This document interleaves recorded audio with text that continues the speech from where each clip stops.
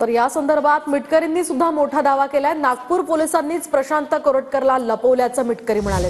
कोरटकर जर दुबईत गेला असेल तर हे पोलिसांचं अपयश असल्याचंही त्यांनी म्हटलंय। कोरटकर चंद्रपुरात पोलीस अधिकाऱ्यांना कसा भेटतो असाही सवाल अमोल मिटकरींनी उपस्थित केलाय। नागपूर पोलिसाचं अभय असल्याशिवाय प्रशांत कोरटकर असा पळवाट शोधू शकत नाही, हा माझा स्पष्ट आरोप आहे।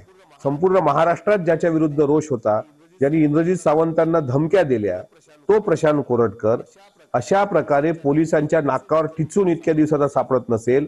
तो चंद्रपूरला जातो, चंद्रपूरला तिथे पोलीस अधिकारी भेटतो आणि आता पोलिसांची दिशाभूल करायला तो दुबई मधला एक फोटो व्हायरल करतो की जा तुमच्यात हिम्मत असेल तर मला या दुबईला शोधायला। पण मी चॅलेंज देऊन सांगतो, तो दुबईत पळून गेलेला नाही।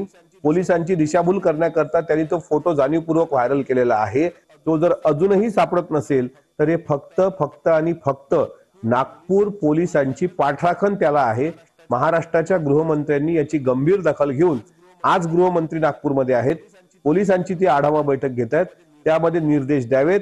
कारण गृहमंत्री सक्षम आहेत, महायुतीचं सरकार सक्षम आहे, पण पोलिसांचा एकंदरीत कारभार मात्र संशयास्पद आहे। म्हणून नागपूरची झालेली दंगल आणि मोकाट सुटलेला कोरटकर यामागे नागपूर पोलिसांचंच कुठेतरी भिस्त घोंगडा आहे का, हे आता सरकारनं तपासण्याची वेळ आलेली आहे।